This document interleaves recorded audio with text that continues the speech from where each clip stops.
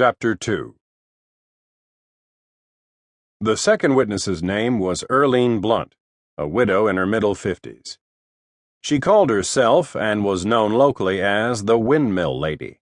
The reason for that was abundantly evident when I arrived at her roadside home a half-mile or so from the scene of the accident.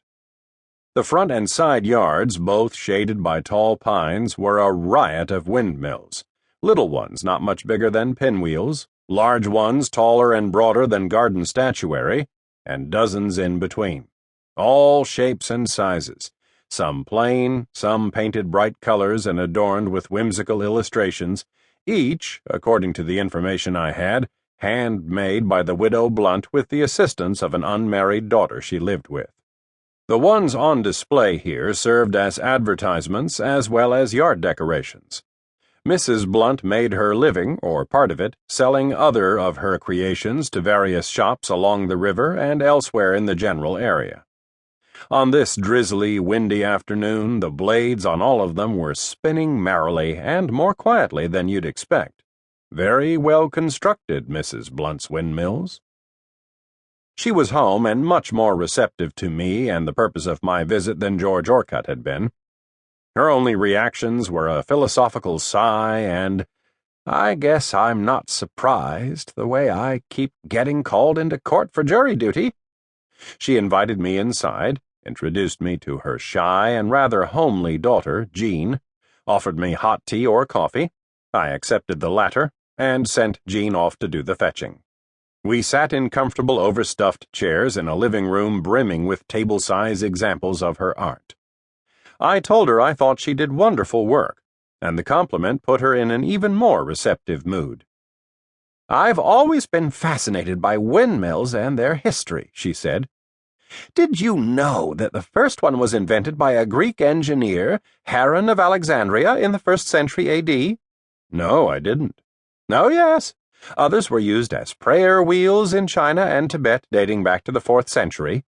Of course, mine have no practical purpose. Some folks consider designing and building miniatures a frivolous pursuit, but others seem to be charmed by them." The daughter came in with a tray, set it down on the table between her mother and me, and drifted away without a word. Mrs. Blunt abused her cup of tea with 3 teaspoons of sugar and a splash of what looked like skim milk. She was not quite as overweight as her daughter, but still on the heavy side, a gray-haired, rosy-cheeked woman with a nice dentured smile. Her hands were large and bore the calluses and other marks of her profession. God forbid she should ever develop severe arthritis. "Well, then," she said as I took a sip of black coffee, "you have questions about the accident, you said?" "A few, yes." "I don't know what I can tell you that I didn't tell the investigating officers, but go ahead and ask." "Let's start by going over exactly what you saw. You were following behind the Clements vehicle when it happened?" "That's right. I'd just left the Rio Verde market." "Several car lengths behind, according to your statement. About how many would you say?"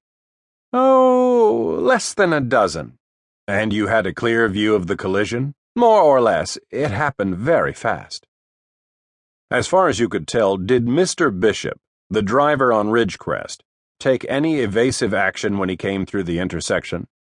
"Evasive action?" "Try to swerve out of the way to avoid the collision." "Well, just before he hit the other car, yes." "Only just before?"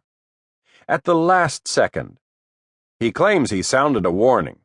In your statement, you said you couldn't recall hearing his horn blow." Mrs. Blunt sipped some of her tea, pinky extended like a character in a British drawing-room farce, before she answered.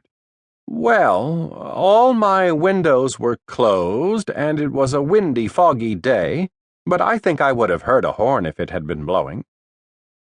Small points in Arthur Clements' favor. Enough to sway a civil court judge and jury? Probably not. Could he have seen the Clements car coming as he neared the intersection? I doubt it.